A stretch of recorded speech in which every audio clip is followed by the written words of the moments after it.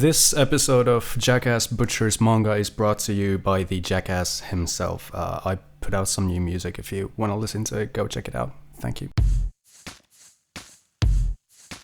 This is Gon. Gon's dad went out to buy some milk and never came back. 10 years later, Gon leaves home to take this sadistic exam which usually leaves about 40% of participants dead, because that's what his dad would have wanted. I refuse to clarify whether this refers to taking the exam or kicking the bucket. The Hunter exam is an annual event where thousands of people participate in trials to determine if they are eligible to become hunters and receive their hunter license, which is basically a card that says, I'm that guy, let me through. What's a hunter, you ask? Well, look at this shit, I can't define any of this. This year's exam includes a quiz, a marathon, a cooking challenge, and specifically in Gon's case, tag with a pet. During the exam, Gon befriends a bunch of people, including Spike Spiegel with anger issues, a child assassin called Killua, creative, who can do a nollie frontside 360 heel flip though, and the worst name in manga history. These guys all make it to the final stage of the exam, along with the PDF clown, a really humble ninja, Robin Suburb, some old guy, and my plug. During this phase, the participants engage in hand-to-hand combat, which Gon wins by getting his shit kicked in, which makes sense, so he goes for a nap. During Gon's nap, Killua kills the old guy, cause my fault, despite the uncanny resemblance, this was actually Killua's brother who ignited his killer instincts, not my plug who only ignites kitchen. This results in Killua's disqualification, and Gon is like super pissed about it, cause you know, he's known Killua for at least a week, so he's like, what the is wrong with you? Homeboy deserves at least flow for Baker with that steez. So Gon, Spike, and set out to look for Killua, who's all Griffithed out in this. They struggle to open the goddamn door for like a week, and some dickhead makes them play pick-a-hand until finally Killua's done with his little stretching routine and they head out. Spike goes home to become a doctor, continues to pursue being mysterious, and Gon and Killua head out to Heaven's Arena, a fighting event slash complex where you can earn money by winning fights. The whole crew makes a promise to meet up in 6 months for an auction at York New City. Hey, I'm moonwalking. The kids make a stupid amount of cash climbing the ranks, but after arriving at the highest stages, the pep from the Hunter exam sitting there outputting heinous amounts of aura, and Gon's like, shit, our game of tag isn't over yet, cause you know, he has zero survival instincts, and this Kung Fu guy's like, did you guys forget about stranger danger? I don't know why he's British or Australian or something, but this is where we're introduced to the least convoluted power system in all of shonen. Explaining Nen should be forbidden by international law. The manga straight up turns into a novel at this point, but I guess what you need to know is that the Kung Fu guy blasts them with energy, then they train for a bit, and eventually they're able to do whatever they want using their life energy as a source for conjuring stuff and making themselves stronger and shit, and there's certain limitations to what any given individual can do with their Nen based on their Nen type, but even these limitations are kind of subjective and not very cutthroat, so yeah.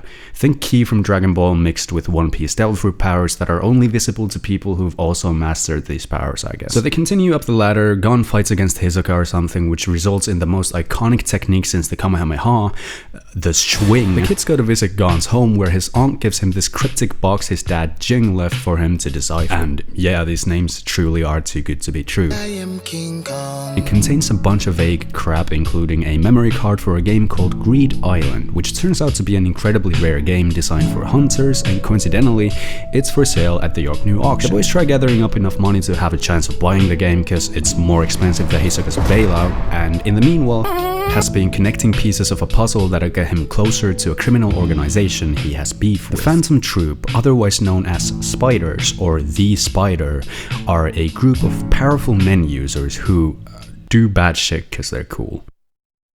Yeah, that'll work. Has beef with them because he's part of a rare clan called the Kurtza. Members of this clan possess special eyes, which are considered to be one of the most beautiful things in the world alongside your mom, and the Spiders basically killed everyone except and harvested the eyeballs of his brethren. Makes a Nen pact with himself that gives him enhanced powers specifically when fighting against members of the Phantom Troop. If he uses these powers against anyone else, he'll die, and that condition makes the specified power exponentially stronger than his regular Nen powers. Don't ask me how setting internal conditions to a power system that derives from an individual's life energy to boost said energy makes sense, or if it even makes sense.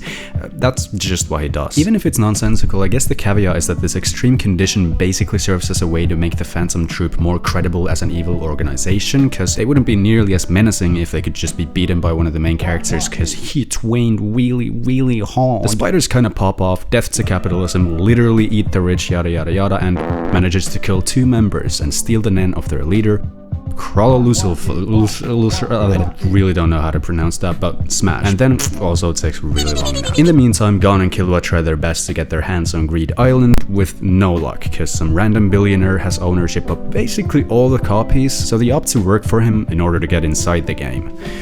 And yeah, I mean like literally inside the game. Greed Island is a game you physically enter by using Nen, and if you die in game, you die in real life. I'm pretty sure Mark Zuckerberg just zucked his pants. Technically, the island is a real-world location, and the cartridge just teleports you there, and there are people making sure you can't enter the island without obtaining the game first, so it's not like a virtual world or anything, but basically the gist of it is that they collect cards. Oh, and Gon's dad is one of the game's creators, I guess. The cards hold varying powers, anywhere from summoning creatures to teleporting the user to a different location. Completing the game requires collecting all 100 cards into a binder, which is quite the challenge considering that there are essentially less cards than there are competitors, since some cards are very limited quantity. There's over 100 hunters on this island trying to complete the game and receive a reward of $1 billion, so needless to say, it's pretty competitive. Gon and Killua aren't even interested in the prize money though, they're just looking for clues on Jing, you know, which store he might have gone to, brand of the milk, etc. After a fuck-off game of dodgeball and Hisoka, you should walk in the front. Don't you guys think Hisoka should walk in the front maybe? The kids complete the game, and Gon becomes the official winner of Greed Island. They also meet a 50-year-old toddler who teaches them even more Nen, so they essentially come out of Greed Island as spiritually fucking ripped. They manage to get themselves one of the teleport cards after completing the game, which they believe will finally bring them to Jing, but instead it brings them to this random anemic nature enthusiast.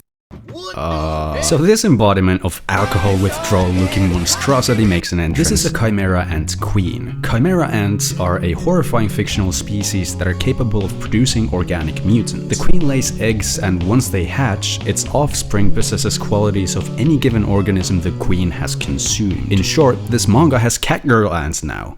Smash! Oh, she rips the nature enthusiast a new one, which kinda pisses off Gon, I guess. The goal of the Chimera Ants is simply primal. The queen desires to create the strongest possible king so that the species can eventually take over the entire world. The ants quickly realize that humans that possess Nen capabilities simply taste better and create stronger offspring, so they harvest these quote special humans to create the ultimate life form that coincidentally ends up looking like this. This dude essentially starts off as a killing machine, but his plans of world domination kind of get put on hold after he discovers 4D chess, so he's just sat on his ass playing against this blind chick for like weeks or something. The world government and the Hunter Association get kind of pissy about this new menacing life form that's trying to take over the planet though, the pussies. So they send their strongest fighters to attack the Chimera Ants, the most impressive of which are obviously two scrunkly old guys. You gotta have a couple of those. Trusty old guy number 1 forces the ant to a duel, but he's just kind of like, no, I don't want to kill everyone anymore. I'm just gonna kill some of you, to which Master Roshi says, oh yeah, get a load of this.